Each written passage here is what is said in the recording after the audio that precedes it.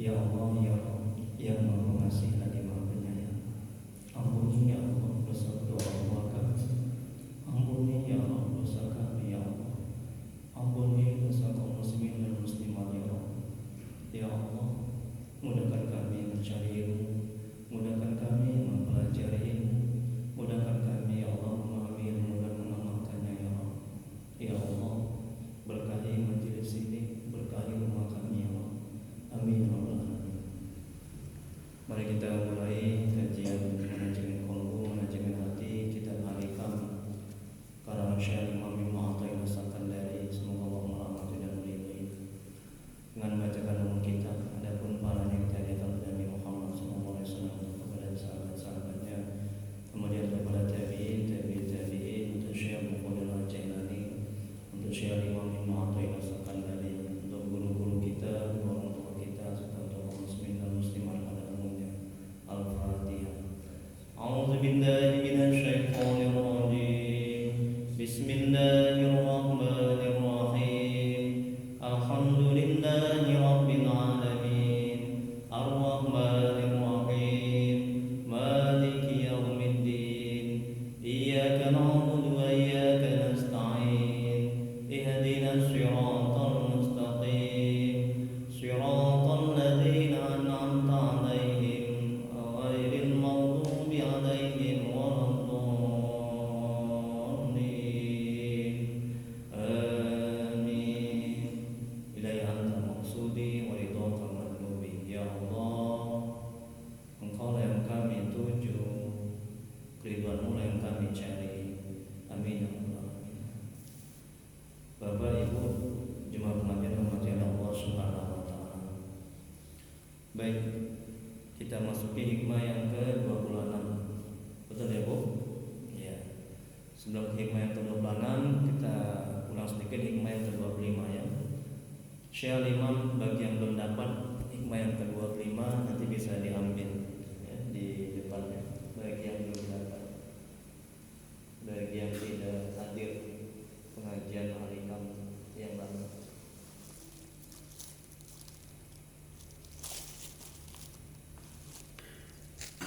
Hikmah yang ke-25, Syekh Imam Ibnu Athaillah As-Sakandari, semoga Allah merahmati dan meridhainya. Beliau mengatakan dalam kitab Al-Hikam kalam hikmahnya yang ke-25, menunda amal perbuatan kebaikan karena menantikan kesempatan yang lebih baik suatu tanda kebodohan yang mempengaruhi jiwa.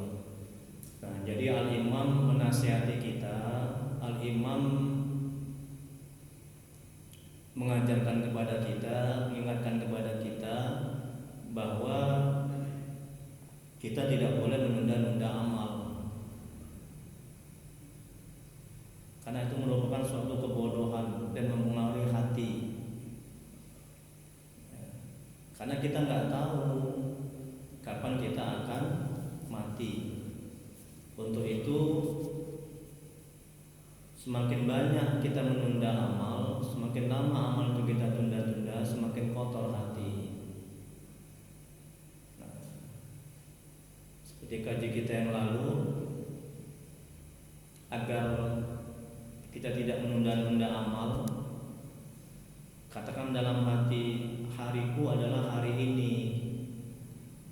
Jadi dengan menyadarkan hati seperti itu, maka kita akan tergerak hati untuk beramal. Karena nggak ada jaminan kita setelah ini akan hidup, betul Bu?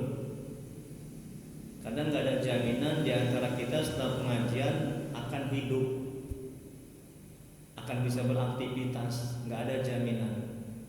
Nah, untuk itu katakan dalam hati, ini manajemen hatinya, manajemen qalbunya, agar tergerak hati untuk beramal ibadah. Hariku adalah hari ini. Jadi dengan mengatakan, menyadarkan dalam hati seperti itu, kita tidak akan menunda-nunda amal. Kita memperbanyak amal kebaikan, kita memperbanyak tobat, ya. Kita memperbaiki amal ibadah dengan ilmu kita. Hariku adalah hari ini. Jadi kata Al-Imam, hikmah yang ke-25 ini menunda amal perbuatan kebaikan karena menantikan kesempatan yang lebih baik, menantikan waktu yang kosong. Nantilah, aku masih banyak kerja, nantilah tunggu pensiun. Nah udah pensiun, aduh masih Nantilah tunggu besar-besar cucu-cucuku. Nah, udah besar cucunya, kenapa ibu nggak mengaji, kenapa nggak sholat, kenapa nggak ibadah? Iya, ini ada ladang mesti kurus. Tunggulah dulu ladang ini tunggu. Jadi selama kita hidup di dunia pasti ada aja pekerjaan, ya kan? Pasti ada aja kegiatan. Kapan nggak ada kegiatan, nggak ada kerjaan? Kapan bu? Kapan bu? Kapan kita nggak ada kerjaan, nggak ada kegiatan, nggak ada aktivitas? Kapan? Oh pinter ibu. Kita udah mati baru. Jadi jangan ditunda-tunda amal kegiatan, amal ibadah. Apa yang bisa kita kerjakan hari ini kita kerjakan. Karena nggak ada jaminan kita akan hidup nanti. Sedetik aja kita nggak ada jaminan, betul kan? Bukan lagi sejam, 2 jam atau esok. Sedetik aja kita nggak ada jaminan kita bakalan hidup. Makanya hariku adalah hari ini. Perlu dipasang tuh di kamar itu besar-besar itu stiker. Hariku adalah hari ini. Jadi kita tuh perbanyak zikir, perbanyak tobat. Kita akan takut buat dosa dan maksiat. Karena sewaktu-waktu malaikat bisa mencabut nyawa kita, betul. Ada orang sholat tiba-tiba mati, betul. Ada orang mengaji Bismillahirrahmanirrahim, lepak meninggal. Ada bu? Ada banyak. Ya Allah, tabarakallah, Pak Haji Pamlet ya, pengurus BKM Istiqomah. Udah sehat Pak Haji? Alhamdulillah sehat ya. Ya, alhamdulillah. Ini Pak Haji banyak materinya. Ini yang hikmah yang ke-25. Pak Haji kemarin nggak datang. Ini hikmah yang ke-25. Terima kasih.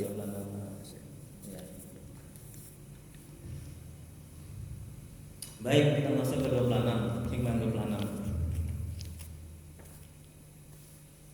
Syekh Imam Ibnu Athaillah Sakandari, semoga Allah merahmati dan meridhoinya. Beliau mengatakan dalam kitab Al-Hikam kalam hikmahnya, jangan Anda meminta kepada Allah supaya dipindah dari suatu hal kepada yang lain, sebab sekiranya Allah menghendakinya, tentu telah memindahkanmu tanpa merubah keadaanmu yang lama. Masya Allah, tabarakallah. Makasih Haji ya, semoga Allah membalas kebaikan Pak Haji. Amin ya rabbal alamin. Tengok nih bu, bagus sekali kalau hikmahnya ini bu. Makanya rugi kali orang nggak belajar Al-Hikam ini, rugi sekali ya Allah. Ya ini manajemen hati ini ya, ya. Macam mana dia mau selamat dunia akhirat?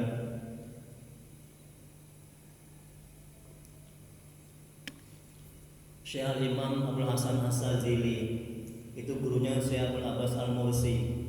Syekh Abdul Abbas Al-Mursi gurunya itu guru Syekh Imam Ibnu Athaillah Sakandari. Semoga Allah merahmati dan meridhai mereka. Apa kata Syekh Imam Abdul Hasan As-Sazili? Barang siapa yang tidak mempelajari kitab Al-Hikam ini, katanya, ilmu tentang hati ini, katanya, maka dia akan mati dalam bersimbah dosa. Masya Allah, tabarakallah. Ini kata Syekh Imam Abdul Hasan As-Sazili. Tarikatnya Saziliyah, ya kan Ustaz? Ya, tarikat Saziliyah. Syekh Abdul Qadir Al-Jailani, tarikatnya Ustaz? Qadariyah kan? Nah, gitu katanya. Barang siapa tidak mempelajari kitab Al-Hikam ilmu manajemen hati ini, maka dia akan mati dalam keadaan bersimbah dosa. Kenapa bisa begitu? Karena banyak orang yang ibadah, tapi ibadahnya hatinya riya, betul? Masalah hati kan? Banyak orang ibadah tapi nggak ikhlas, betul? Ikhlas letaknya di dalam hati. Banyak orang kena musibah tapi nggak sabar, betul? Sabar letaknya di hati. Masya Allah. Banyak orang yang sholat tapi nggak khusyuk, betul? Khusyuk letaknya di mana bu? Di hati, bukan di kepala. Di hati. Pelajari kitab Al-Hikam. Kitab Al-Hikam kitab yang paling bagus, yang paling baik, yang paling terkenal. Sudah banyak diterjemahkan di banyak bahasa, dipakai di banyak negara, terutama di pesantren kami di Madura Al-Amin, Jawa Timur. Makanya rugi sekali. Ayo ajak saudara-saudara kita biar selamat juga mereka ya, untuk mempelajari Al-Hikam ini, hikmah-hikmah ini. Saya ulangi lagi hikmah yang ke-26. Apa kata Al-Imam? Jangan Anda meminta kepada Allah supaya dipindah dari suatu hal kepada yang lain, sebab sekiranya Allah menghendakinya tentu telah memindahkanmu tanpa merubah keadaanmu yang lama. Kita lihat penjelasannya.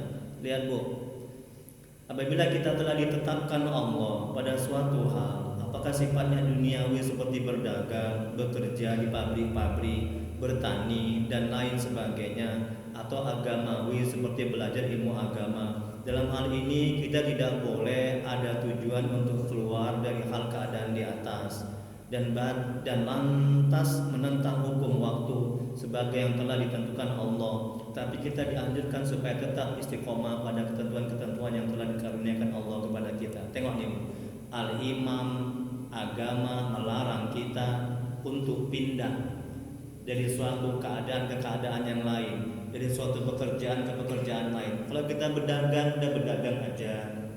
Jangan pindah untuk menjadi polisi atau tentara atau kuli bangunan.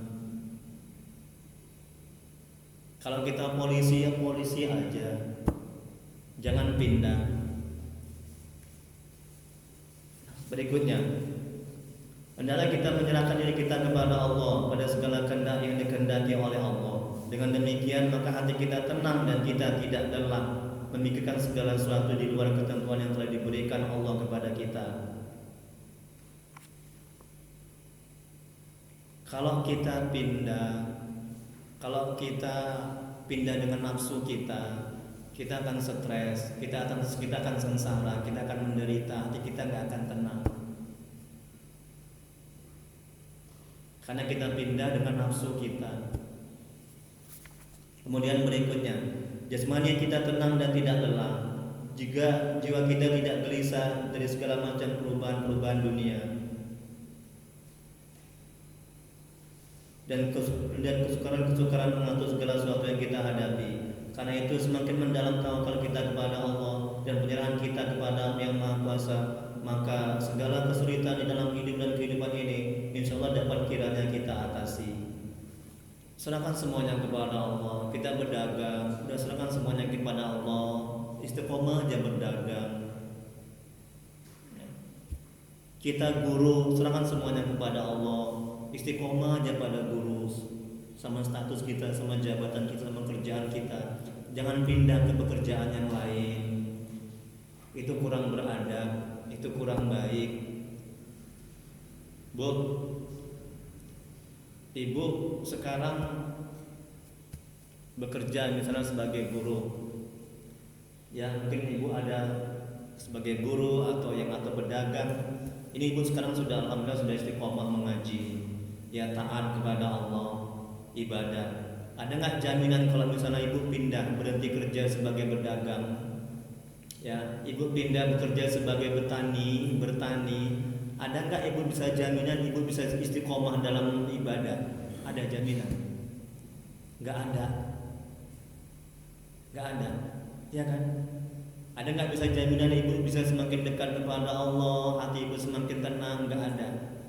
Bahkan boleh jadi yang darinya ibu berdagang, jualan, ibu pindah bertani, bercocok tanam, ya ibu semakin jauh dari Allah. Ibu semakin meninggalkan ibadah, semakin meninggalkan Allah, jauh dari Allah. Hati ibu nggak akan tenang, ibu gusar gelisah. Itu karena apa? Karena ibu pindah dengan nafsu ibu. Itu kurang beradab. Jadi kalau kita sudah sebagai pedagang atau guru, ya kemudian dalam menjalankan perdagangan itu kita bisa menjalankan perintah Allah, meninggalkan larangan Allah, sambil kita beramal ma'ruf nahi mungkar, mengajak kebaikan, hati kita tenang, tentram, ya cukup apa yang ada dan tidak menginginkan apa yang tidak ada. Udah istiqomah aja berdagang, istiqomah aja guru, ya bu ya. Jangan tamak, jangan rakus. Kalau emang sudah jatah kita, pasti akan kita dapatkan, betul. Kalau belum jatah kita, nggak akan kita dapatkan demi Allah. Ya, orang yang tamak, rakus, selalu mengingat dan menginginkan apa yang nggak ada, demi Allah stres hidupnya, betul. Kunci ketenangan hati adalah mensyukuri apa yang ada. Kalau kita mensyukuri apa yang ada, nanti Allah memberikan apa yang nggak ada menjadi ada, betul, betul bu. Kita punya sepeda, kita syukurin aja Allah kasih kereta. Kita rumah masih kontrak, kita syukurin aja Allah kasih rumah. Betul. Ain syakartum la azidannakum wa la in kafartum inna azabi lasyadid. Engkau bersyukur aku tambah. Engkau kufur ingat azab. Betul. Kita punya suami, kita punya istri satu, kita syukuri nanti. Oh, ibu yang tahu itu, saya nggak tahu. Ditambah kata Ustaz. Bercanda ya Bu, jangan marah ya Bu ya Ustaz nih. Oke, kita lanjuti. Kita harus melaksanakan hak ubudiyah atau hak hambaan kita kepada Allah dengan jalan ridho pada segala ketentuan yang tidak bertentangan dengan ajaran-ajaran Allah. Tengok, Allah sudah mentakdirkan kita berdagang, ridho, ya. Nah, pasrah, berserah. Nah, udah berdagang aja, itu ketentuan Allah, itu takdir Allah. Ya, kalau kita pindah ke pekerjaan yang lain, berarti kita tidak rela dengan ketentuan Allah. Kita selaku hamba Allah yang ditentukan Allah sebagai pedagang misalnya, ketentuan Allah ini harus kita terima dengan ridho, yakni kita senang menerimanya dan kita jalankan pekerjaan kita dengan ajaran-ajaran agama demi melaksanakan hak kehambaan kita kepada Allah. Nah, saya sebagai dosen, saya sebagai ustaz, saya udah lama dosen, sudah lama ustaz, saya terus saja dosen mengajar di kampus, saya nggak pindah-pindah, saya terus saja berdakwah, saya nggak pindah-pindah untuk jadi petani. Karena ya bertahun-tahun saya lakukan pekerjaan itu, hati saya tenang, tentram, damai. Ya. Kemudian berikutnya, istiqomah pada ketentuan yang diberikan oleh Allah kepada kita adalah menjaga diri kita supaya kita tidak memikirkan hal yang lain di luar apa yang sedang kita hadapi.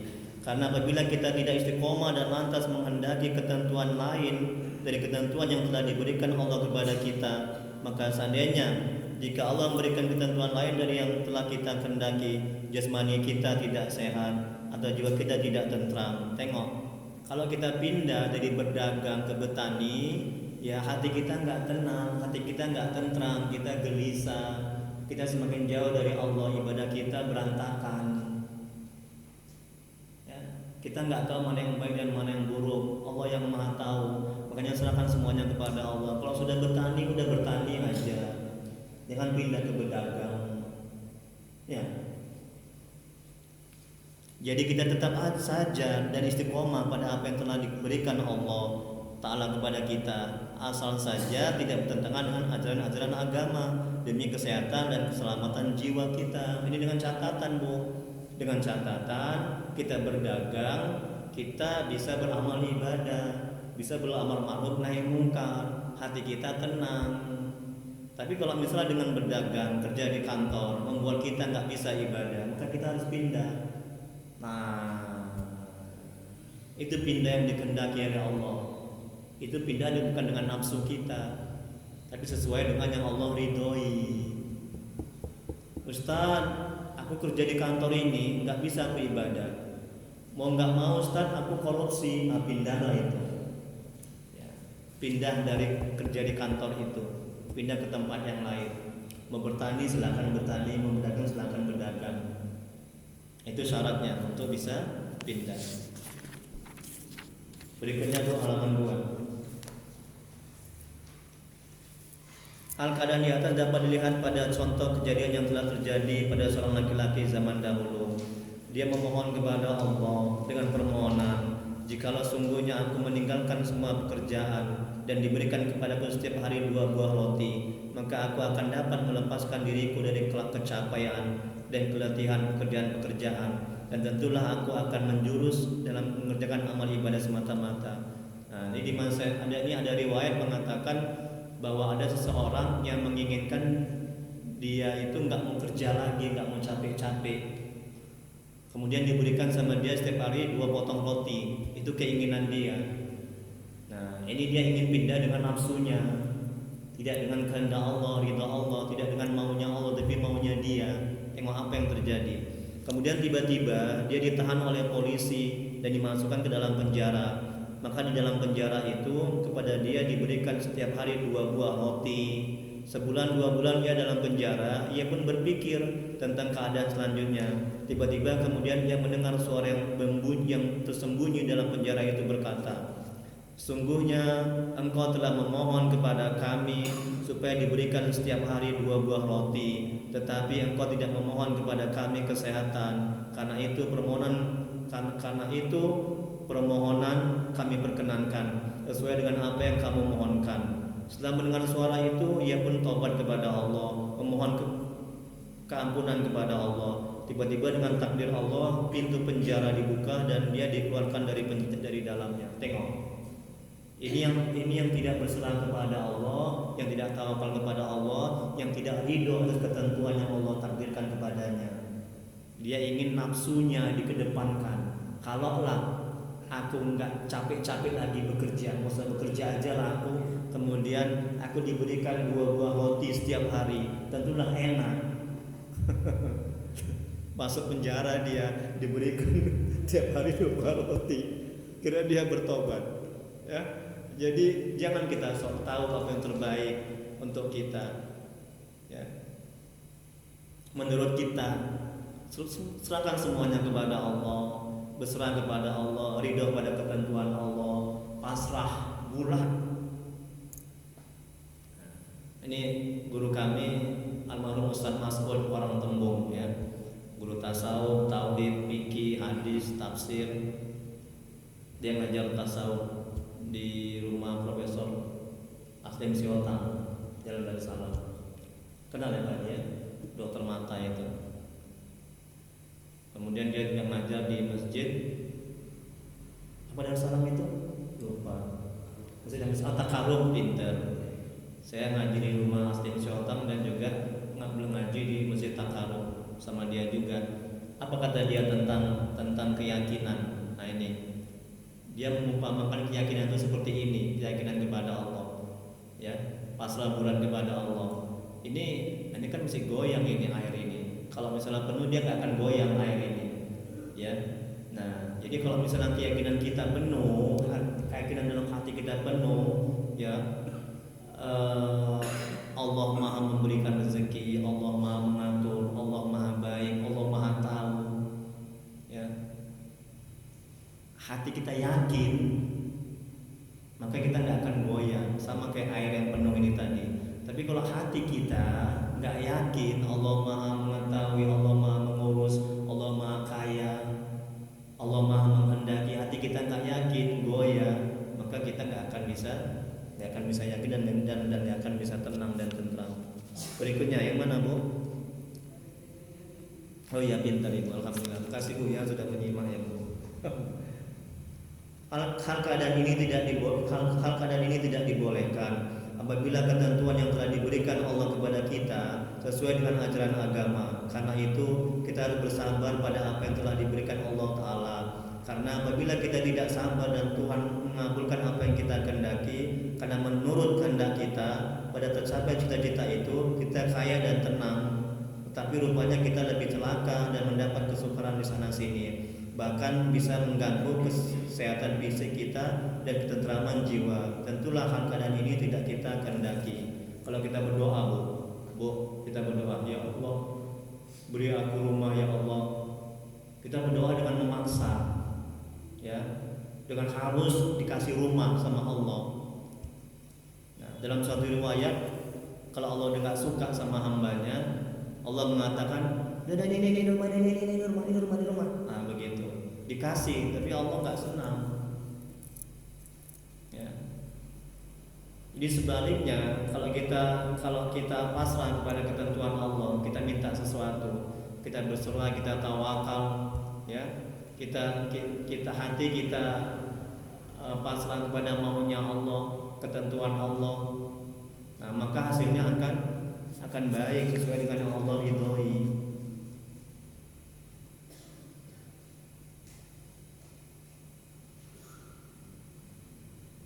Apabila hal keadaan kita pada apa yang kita hadapi di dalam hidup dan kehidupan kita tidak sesuai dengan ajaran agama, maka wajib atas kita keluar dengan cepat dari hal keadaan yang bertentangan dengan agama. di samping bermohon kepada Allah supaya usaha kita berhasil dan betul-betul dikeluarkan oleh Allah dengan izinnya dari ketentuan yang tidak baik itu sesuai dengan keridhaannya. Tengok ini kan kata Imam. Jadi kalau berdagang kita dalam berdagang kerja di kantor kita nggak bisa ibadah, kita mau nggak mau kita korupsi, maka keluarlah kita. Itu ciri-ciri Allah ridho pada ketentuan, pada ikhtiar yang kita lakukan. Itu ciri-ciri Allah meridhoi, ciri-ciri Allah merestui, ciri-ciri Allah menghendaki pada usaha kita. Ciri-ciri nafsu yang diridhoi oleh Allah Subhanahu wa taala. Ketika kita pindah, ya. Kita pindah karena kita tidak bisa ibadah atau hancur agama kita. Kemudian berikutnya, dalam hal ini pada hakikatnya kita tidak menentang hukum waktu, tetapi kita menjalankan perintah Allah pada menjauhkan larangan Allah, bahkan terhindar pula sama sekali segala sesuatu yang tidak dibolehkan oleh agama. Tapi jangan lupa bermohon kepada Allah supaya Allah mengeluarkan kita dari hal-hal yang tidak baik dan masuk pada hal-hal yang baik. Kita tidak boleh mendikte Allah, tetapi kita harus beribadah, beradab kepada Allah dan mendahulukan keridhaan Allah atas kehendak kita sebagai hamba Allah. Berikutnya halaman 3. Dengan demikian Allah akan memberikan jalan keluar yang baik menurut kehendak Allah, dan kita tetap pada ketentuan Allah yang telah diberikan pada kita sesuai dengan keridhaan Allah dan tidak menyalahi aturan agama. Sedangkan di samping itu segala maksud dan cita-cita kita baik disampaikan pula oleh Allah. Syair sufi, seorang sufi mengatakan, hendaklah Anda pada sesuatu yang dituntut oleh Allah pada Anda tanpa memohon yang lain. Karena itu ridholah dengan hukum Allah dan lazimilah adab sopan santun kepada Allah. Dan jika hawa tabiat yang telah mendirikan Anda pada pekerjaan yang bertentangan dengan syariat agama, maka cepat-cepatlah keluar, jangan engkau menunda-nundanya, dan potonglah dengan pedang kemauan yang kuat seluruh dinding yang menghambatnya. Tengok nih, kata seorang sufi, jika bertentangan ya kerjaan kita, mau nggak mau kita korupsi, kita nggak bisa beramal ibadah, kita semakin tamak, ragu dan cinta kepada dunia. Nah, kata ulama sufi ini cepat-cepat keluar dari pekerjaan itu, ya, bertobat kepada Allah. Kemudian berikutnya, apabila kita menyerahkan segala sesuatunya kepada Allah dengan menerima secara ikhlas dan ridho pada ketentuan yang telah diberikan oleh Allah kepada kita, insya Allah Dia akan memberikan faedah-faedah yang terkumpul padanya dan juga nikmat di mana kita berbahagia karenanya. Mengenai ini ada suatu riwayat tentang seorang alim sufi yang bernama Sa'al bin Abdullah At-Tustari, semoga Allah merahmati dan meridhoinya. Beliau berkata, tatkala mereka menyerahkan saya bekerja di suatu kantor, maka saya pun kerja sesuai dengan pekerjaan-pekerjaan yang telah diserahkan kepada saya. Dalam saya mengerjakan tugas, terjadilah kontradiksi antara hati dan pikiran pekerjaan saya. Apabila hati saya merokobah kepada Allah, merokobah artinya melihat Allah dalam makom ihsan, maka terjadilah kesalahan-kesalahan pada pekerjaan saya. Dan jika saya memfokuskan perhatian saya pada pekerjaan, maka sia-sialah hati saya karena lupa kepada Allah. Kemudian saya bermohon kepada Allah supaya Allah mengumpulkan antara keduanya pada diri saya, yakni hati tidak lalai pada Allah, sedangkan pekerjaan dapat dilaksanakan sebaik-baiknya. Kemudian Allah memperkenalkan permohonan saya dan lantas berkumpullah keduanya. Ini bu. Jadi kalau misalnya kita kerja di kantor, bertani, berdagang, usahakan kita muraqabah, ya. Nah, kita berdagang, kita usahakan muraqabah. Muraqabah itu merasa diawasi oleh Allah, ditatap oleh Allah, dilihat oleh Allah. Kalau nggak sia-sia pekerjaan kita, kalau nggak berkah pekerjaan kita. Bagaimana caranya? Bisa itu apa? Di samping kita berdagang, ya, menjual kue, pada saat itu juga hati kita merasa kita ditatap oleh Allah, dilihat oleh Allah, diperhatikan oleh Allah. Hati kita merasa kehadiran Allah. Bisa itu? Bisa. Syaratnya kita mesti mujahadah dan riyadhah, latihan, perbanyak zikir. Dan ketika berdagang, hati terus ingat kepada Allah, zikir.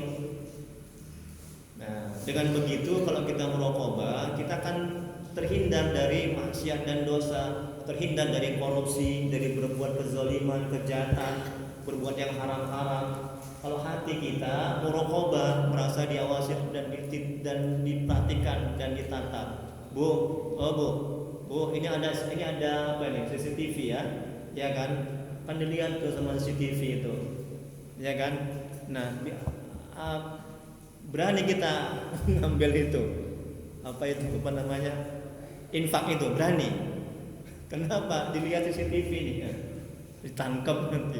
Begitu juga kalau hati kita merokobah, merasa diawasi oleh Allah, ditatap oleh Allah, kita akan takut korupsi di kantor, kita akan takut mencurangi dagangan kita, betul.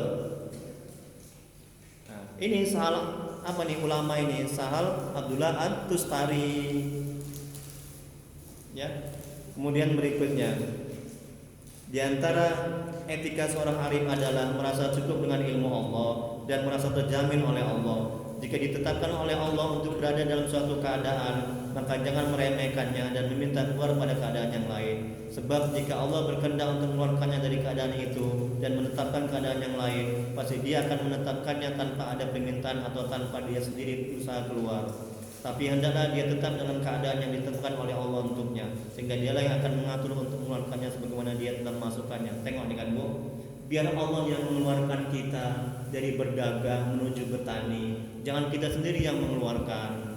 Kalau kita sendiri yang mengeluarkan, maka hasilnya akan tidak baik, hancur ibadah kita, ya, iman kita rusak, hati kita nggak tenang. Biar Allah sendiri yang mengeluarkan kita dari berdagang ke bertani, dari keadaan ini ke keadaan yang lain. Jangan kita keluar dengan nafsu kita. Ini kata Al-Imam. Kemudian berikutnya firman Allah Quran Surah Al-Isra ayat 80. Apa kata Allah? Dan katakanlah ya Tuhanku, masukkanlah aku pada tempat masuk yang benar dan keluarkanlah aku di tempat keluar yang benar. Nah, ini kata Allah. Ya, kita minta tolong kepada Allah, berserah kepada biar Allah sendiri yang masukkan kita, yang memindahkan kita. Ya, dari keadaan berdagang, dari bekerja sebagai polisi ke bekerja sebagai tentara. Dari seorang guru menjadi petani, dari ustadz menjadi apa misalnya, menjadi tukang kebun misalnya, ya. Biar Allah sendiri yang pindahkan. Jangan kita pindah dengan nafsu kita, karena nafsu kita cenderung tidak baik. Ya, nafsu kita ini buruk kecuali nafsu yang diridhoi oleh Allah Subhanahu Wa Taala. Sifat nafsu itu adalah buruk. Sifat nafsu itu adalah mengajak kerusakan kecuali nafsu yang diridhoi oleh Allah Subhanahu Wa Taala. Berikutnya, Bu, yang keempat, satu lagi ya Bu. Syekh Ahmad bin Muhammad bin Azib Al-Hassani, semoga Allah merahmati dan meridhoinya, berkata, seorang arif jika ia membujang, nah ini siapa yang bujang nih belum ada jodoh? Ya, tengok nih, ini perlu nih diperhatikan di Al-Hikam ini ya, biar gak stres. Banyak kali Ustaz, Bu, Pak Haji, Ustaz aku belum ada jodoh Ustaz, tolong Ustaz carikan Ustaz. Ya sabar, ya Ustaz lagi carikan, makanya Ustaz buat tuh program ta'aruf itu. Ya sabar, cari jodohnya bukan kayak mau beli cabai di situ, beli di situ ada, kan mesti ditengok dulu watak karakternya, ya kan Ustaz kan. Nah sholat enggak dia, kerja enggak dia, nanti anak orang mau dikasih makan apa kalau enggak kerja, hanya sholat aja. Kadang-kadang jemaah saya ini mau buru-buru aja. Coba ini kalau dia mau ngaji Al-Hikam ini, ya, manajemen hati. Kadang suruh ngaji dia tidur di belakang ya. Tengok nih, ini penting nih ya Bu ya. Mungkin ada anak ibu yang belum dapat jodoh ya Bu ya. Semua pasti dapat jodoh, betul kan? Nah, tinggal lagi itu kan janji Allah. Ya, manusia ini akan dipasang-pasangkan kan? Ada siang, ada malam. Ya kan, ada malam, ada hujan, ada panas, itu berpasangan, ada gelap, ada terang. Gitu juga kita. Nah, nggak mungkin kita nggak ada jodoh ya. Tinggal lagi sabar. Tengok nih Bu, perhatikan Bu, ini penting nih Bu. Syekh Ahmad bin Muhammad bin Ajib Al-Hassani, semoga Allah merahmati dan meridhoinya, berkata, seorang arif jika ia membujang belum ada jodoh, maka dia tidak berangan-angan untuk menikah. Tengok itu, Bu. Oh Bu. Iya, Bu. Yang semangat lah Bu. Tengok Bu, perhatikan. Tidak menikah, bukan tidak menikah, belum menikah membuat dia dekat kepada Allah. Itu lebih baik ketimbang menikah membuat dia jauh dari Allah. Betul. Tidak punya suami membuat dia mengenal Allah, dekat kepada Allah dan mulia dia, dan itu lebih baik ketimbang dia punya suami membuat dia jauh dari Allah. Betul? Betul Bu? Betul Bu? Siti Asia, siapa Siti Asia Bu? Istrinya Firaun. Dia nggak, suaminya na'udzubillah, ya, bejat, tapi dia mulia. Betul? Siapa lagi yang nggak punya suami? Siti Maryam pintar Ustaz, suaminya nggak ada, tapi dia mulia. Jadi jangan kecewa, jangan sakit hati kalau belum dapat jodoh, kalau nggak ada suami. Terus kita lanjuti. Jadi dia tidak berangan-angan, ya Allah, aku berangan-angan dapat jodoh, dapat suami, ya. Stres hidup itu seperti itu. Udah serahkan semuanya kepada Allah. Mungkin dengan dia membujang, semakin dia dekat kepada Allah. Betul. Jangan sok tahu lah kita Bu, seolah-olah itu yang terbaik menurut kita kalau kita punya jodoh. Cuma saya sibuk kali, sering kali telepon, sering kali WA, Ustaz, kayak mana jodoh saya Ustaz, udah dapat belum? Ustaznya aja baru satu.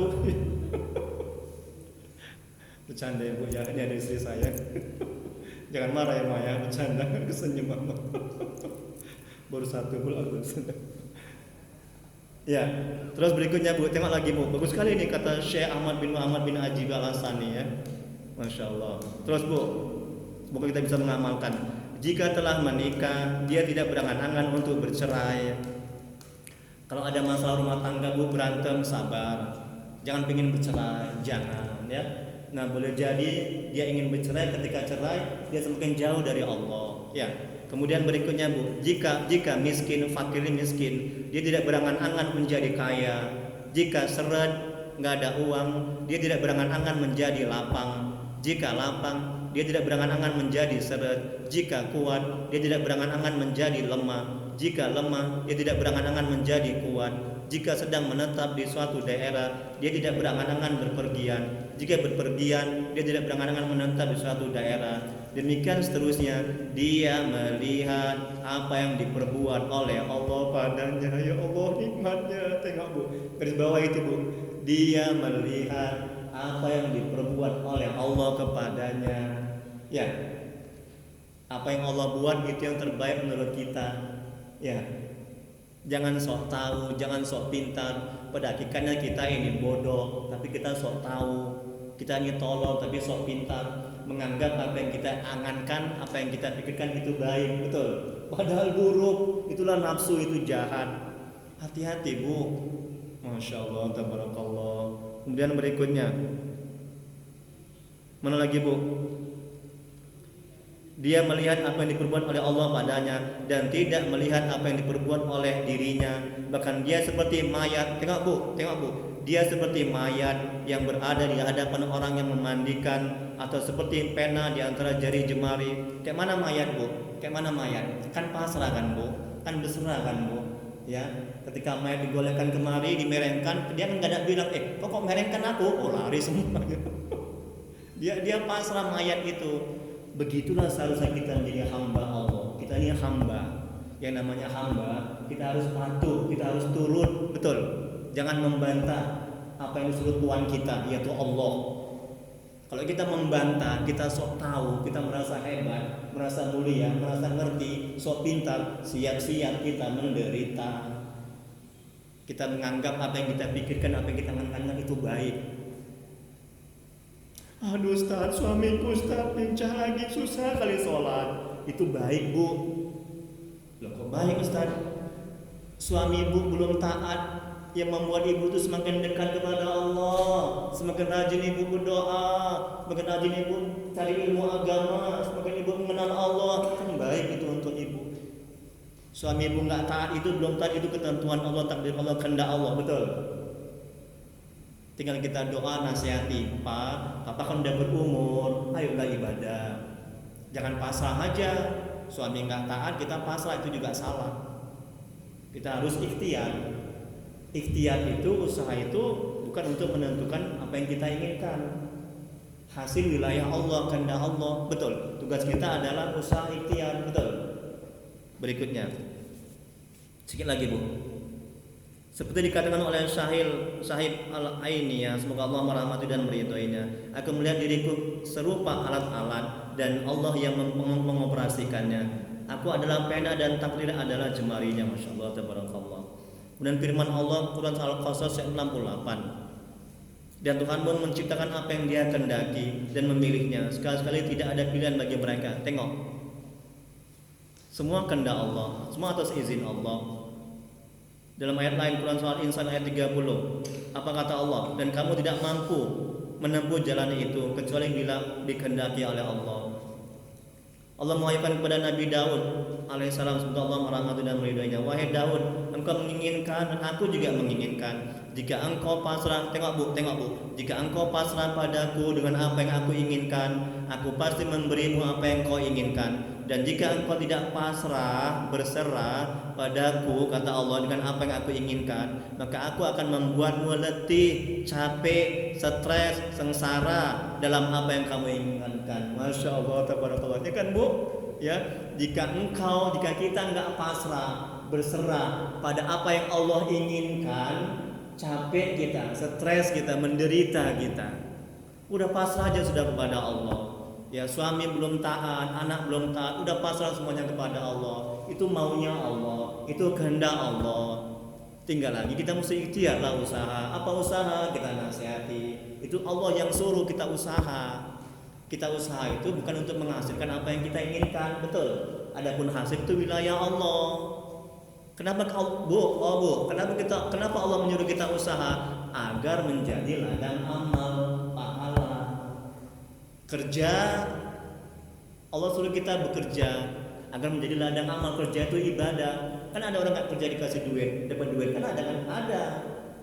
Itu menandakan bukan kerja itu yang untuk menghasilkan duit, tapi Allah yang menghasilkan, Allah yang memberi. Paham ya bu ya? Tugas kita hanya ikhtiar. Kemudian berikutnya, mana sekarang bu? Rasulullah SAW berkata kepada Abu Hurairah, semoga Allah merahmati dan meridhoinya, pena telah kering dengan apa yang kamu ketemui. Artinya semua ketentuan telah selesai diciptakan dan ditentukan dan ditulis di kitab Lauh Mahfuz. Ya, rezeki kita, jodoh kita, mati kita, dan kemudian apa yang kita jalani, kita selamat atau celaka, surga atau neraka tempat kita, itu semua sudah diciptakan, ditentukan dan ditulis di kitab Lauh Mahfuz. Kalau udah begitu, udahlah pasrah pada ketentuan Allah. Ya. Tadi bukan berarti nggak ibadah, nggak kerja, ya. Salah juga seperti itu. Kemudian berikutnya yang terakhir, Syekh Ahmad Al-Yamani, semoga Allah merahmati dan meridhoinya. Dalam hadis lain, ya, Rasulullah SAW bersabda, pena-pena telah kering dan lembaran-lembaran telah dilipat. Artinya semua telah selesai diciptakan oleh Allah, telah selesai ditulis oleh Allah di kitab Lauh Mahfuz, ya. Kemudian Syekh Ahmad Al-Yamani, semoga Allah merahmati dan meridhoinya, berkata, ketika ditanya oleh sahabatnya tentang hakikat kewalian, berkata, hakikat kewalian adalah jika ia duduk, tengok bu, jika ia duduk di tempat yang teduh, maka nafsunya tidak ingin duduk di bawah sinar matahari. Dan jika dia duduk di bawah sinar matahari, nafsunya tidak ingin duduk di tempat yang teduh. Semua ia dibarengi dengan usaha, bukan ada dengan sendirinya. Imam Ali semoga Allah merahmati dan meridhoinya berkata, di antara ciri wali Allah paripurna adalah dia tidak membutuhkan sesuatu pun selain yang telah ditetapkan oleh Tuhannya di waktu itu. Dia tidak punya keinginan kecuali pada apa yang datang dan ketetapan takdir, dan nafsunya tidak menginginkan yang lain. Pasrah bulan Jumat. Yang terakhir bu, halaman 5, jam 6 lewat 10. Agak dikurang-kurangi sedikit, kira-kira agak lama. Apabila seorang dalam suatu keadaan dan tidak sesuai dengan keadaannya, maka tidaklah patut dia keluar dari keadaannya itu dengan keinginan sendiri. Itu namanya mendikte atas Allah. Kecuali keadaannya itu tidak diridhai oleh Allah, atau keadaan itu mencegahnya dari kewajiban beribadah kepada Allah, maka boleh ia minta kepada Allah agar keluar dari keadaan yang demikian itu. Maka itu merupakan tanda marifat hamba-hamba kepada Allah. Ciri-ciri orang yang mengenal Allah adalah, ya, dia tidak keluar dari suatu keadaan ke keadaan yang lain, tapi dia keluar sesuai dengan yang Allah ridhoi. Apa ciri-ciri Allah ridho ketika kita keluar dari keadaan kita yang sekarang? Misalnya kita berdagang, kita keluar dari berdagang menuju bertani misalnya. Ya, apa ciri-ciri Allah ridho? Ciri-ciri Allah ridho adalah Nah, ketika berdagang itu kita susah untuk beramal ibadah. Mau nggak mau kita korupsi dan mengurangi timbangan. Itu ciri-ciri Allah ridho. Kita keluar dari berdagang menuju bertani. Dari keadaan yang ini menuju keadaan yang lain. Nah, itu ciri-ciri Allah ridho. Ciri-ciri Allah nggak ridho, ciri-ciri Allah nggak ridho. Kita sudah berdagang, kita sudah bisa menjalankan perintah-perintah Allah, beramal ma'ruf nahi munkar. Hati kita sudah tenang, tentram, kita semakin dekat mengenal Allah. Ciri-ciri Allah nggak ridho. Kita keluar dari berdagang yang sudah diridhoi oleh Allah dan sudah berkah, kita keluar menuju ke bertani. Itu ciri-ciri Allah nggak ridho. Paham ya Bu ya? Bu, paham ya Bu? Alhamdulillah. Kemudian berikutnya yang terakhir, yang mana sekarang Bu? Oh, pasangan janda. Oh, Ibu sebut kali ini ada pasangan ada janda ya. Itu ya. Apabila seorang tidak mempunyai pasangan, baik janda, duda atau masih lajang, ya tidak